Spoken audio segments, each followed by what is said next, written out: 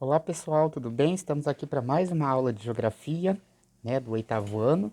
E hoje nós vamos lá na página 51. Gostaria que vocês pegassem o material para acompanhar junto comigo as explicações do texto, E vamos discutir o controle das águas do Rio Nilo, tá? Então, primeiramente, vamos posicionar o Rio Nilo. O Rio Nilo está na África, né? Ele nasce no Lago Vitória, aonde tem duas ramificações de nascente e o chamado Nilo Azul, ele corre em direção ao norte, tá? E ele está numa região tropical com regimes de chuvas igual nós temos aqui em Goiás, né?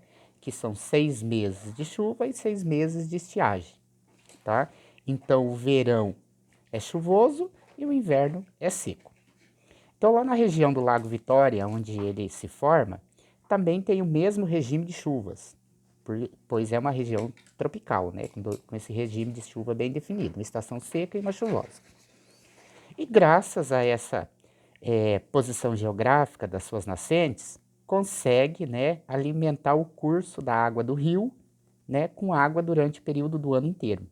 E ele deságua lá no norte da África, depois de atravessar vários países na atualidade, em meio ao deserto do Saara, ele consegue manter o seu curso de água durante o ano todo e também, ele deságua em forma de delta, formando vários canais e deságua no mar Mediterrâneo. A gente sabe que a civilização egípcia floresceu e desenvolveu a agricultura e se manteve no meio do deserto do Saara, lá no norte do Egito, né? No norte do Saara, no Egito, graças a essa quantidade de água e esse regime de seca e de chuvas que acontece na sua nascente. Pois cada vez que vinha o período de chuva, a vazão de água do rio aumentava, inundando as regiões próximas à, à calha do rio, que é onde o rio corre, tem o seu curso natural, e como inundava as areias do deserto, após alguns meses, quando ela voltava para o seu leito normal, deixava uma grande quantidade de sedimentação e material orgânico nas areias do deserto, que era permitido, o desenvolvimento da agricultura. Inclusive aquela frase famosa do Heródoto que diz que o Nilo é uma dádiva, que o Egito é uma dádiva do Nilo, ou seja, sem o Nilo, o Egito não existiria e a civilização egípcia antiga, como a gente conheceu, também não existiria. Nas partes mais altas, no período de inundações, os egípcios construíam grandes barragens e diques que retia a água, que fazia a retenção da água nas partes mais altas, e durante o período que a água voltava para o seu leito normal da calha do rio, eles iam liberando essa água em canais e fazia a irrigação. Então isso fazia com que eles tinham uma agricultura, vamos dizer assim, muito organizada nas margens do rio. E sabiam também esses períodos, de enchente, de vazante do rio, ou mesmo o período de baixa das águas do rio, que propiciava o desenvolvimento de uma agricultura bem controlada na região. Só que a partir da década de 1970, o maior controle das águas do rio passou a existir com a construção de um lago, o Lago de Nasser, que deu origem, à barragem de Assuã, foi construída para construir uma usina hidrelétrica e deu origem ao Lago de Nasser. O lago, ele tem uma extensão de 5.700 quilômetros e aí acarreta algumas problemáticas, Por quê? Por um lado, a água que a represa retém, que o Lago de Nasser retém, propicia o desenvolvimento e a irrigação da agricultura durante todo o ano, e não só naqueles períodos que os egípcios conseguiam controlar as águas do Nilo. Então, durante todo o ano, a represa consegue captar uma quantidade de água suficiente para fazer irrigação durante o ano todo nas lavouras que existem, que são praticadas naquela região ali, da foz do Nilo. Porém, após a barragem de Assuã, quando a água é liberada normalmente para o seu leito do rio, a vazão de água do rio diminuiu muito. Por que que diminuiu? Porque quando você forma um lago de 5.700 quilômetros quadrados, forma um grande espelho de água, e a insolação acaba que provocando uma evaporação de 13% da água. Ou seja, então vai ter uma vazante menor do rio. O rio vai correr menos água, como correria se no caso não tivesse feito uma interrupção através da construção da barragem. Com a menor vazão de água após a barragem, aquele processo natural de inundação que ocorria no período da chuva, lá na região tropical, lá no Lago Vitória, na região central da África, né? Ele ocorre ainda, o período de chuvas, mas, porém, não é suficiente porque diminuiu a água do rio, né, que fica retida na represa, não é suficiente mais para promover as cheias.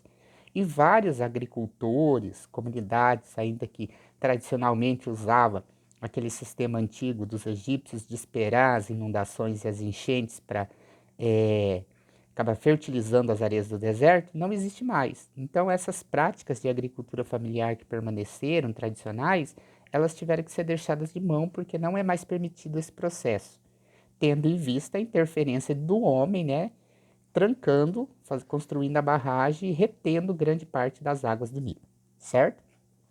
Porém, ainda uma outra problemática existiu no processo de construção da barragem, do Lago de Nasser. Porque o Lago de Nasser, ele ia subir.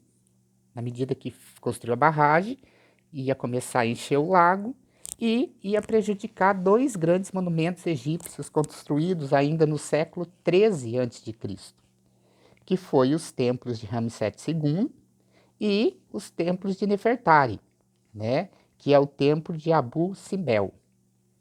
Né, esses templos eles foram construídos em homenagem ao faraó, ao Ramsés, e também foi construído em homenagem à sua esposa preferida, Nefertari, tá?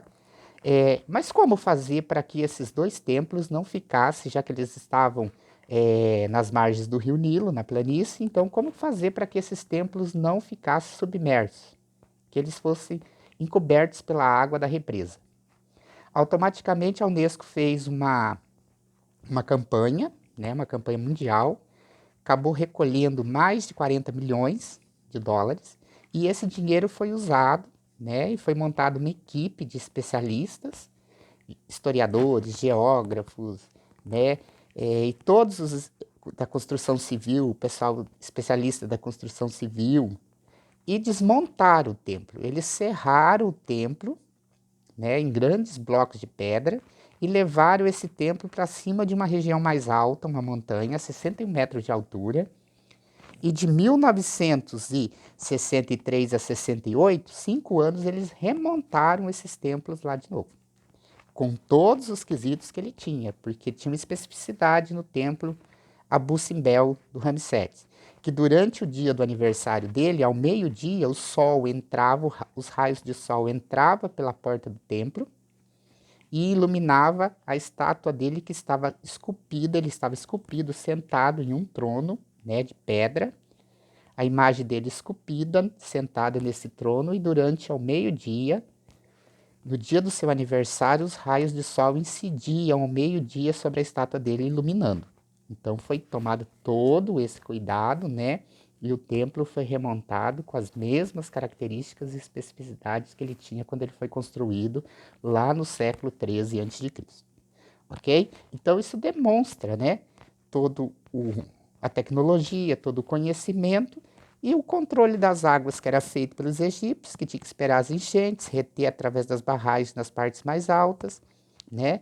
E hoje em dia, com a retenção da água na represa, no lago de Nasser, né, devido à represa de Assuã, permite a irrigação durante todo o período, mas porém, né, houve algumas mudanças nas práticas que eram feitas e acabou prejudicando os pequenos agricultores, ok?